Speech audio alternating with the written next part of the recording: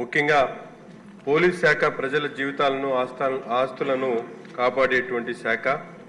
ముఖ్యంగా అనేక విధులు నిర్వహిస్తూ ఈరోజు పోలీస్ శాఖకు సంబంధించి గత ప్రభుత్వంలో పూర్తిగా నిర్లక్ష్యానికి గురైనటువంటి పరిస్థితులు కనిపిస్తూ ఉన్నాయి. ముఖ్యంగా డిపార్ట్మెంట్స్లో అనేక రకాల కార్యకలాపాలతో ఈరోజు కొత్తగా వస్తున్నటువంటి సైబర్ నేరాలు కానీ, నార్కోటిక్స్ సంబంధించినటువంటి గంజాయి తదితర విక్రయాల గురించి పూర్తిగా దృష్టి సారించాల్సినటువంటి అవసరం ఈరోజు ఎంతైనా ఉంది అధ్యక్ష.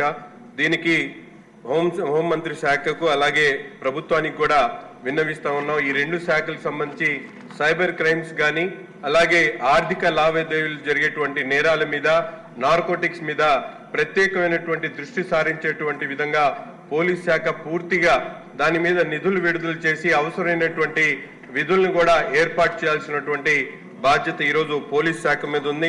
అంతేకాకుండా గత ప్రభుత్వంలో ఒక్క స్టేషన్ కూడా నిర్మించకపోవడం చాలా బాధాకరం. ఈరోజు కొత్తగా గుంటూరు తూర్పు నియోజకవర్గంలో కొత్తపేట పోలీస్ స్టేషన్ 2016లో ఆ పోలీస్ స్టేషన్ ని డెమాలిష్ చేయడం జరిగింది. కానీ ఇప్పటి వరకు ఒక ఇటుకరాయి కూడా గత ప్రభుత్వంలో పేర్చలేకపోయారు.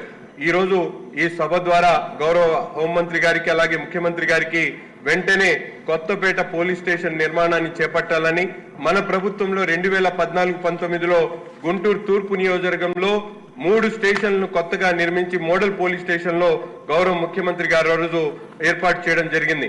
కానీ దురదృష్టం అధ్యక్ష, 5 సంవత్సరాల్లో ఒక్క స్టేషన్ కూడా నిర్మించకపోగా ఉన్నటువంటి స్టేషన్లో కనీస అవసరాలు తీర్చేటువంటి విధంగా కూడా గత ప్రభుత్వం చేయలేనటువంటి పరిస్థితులు.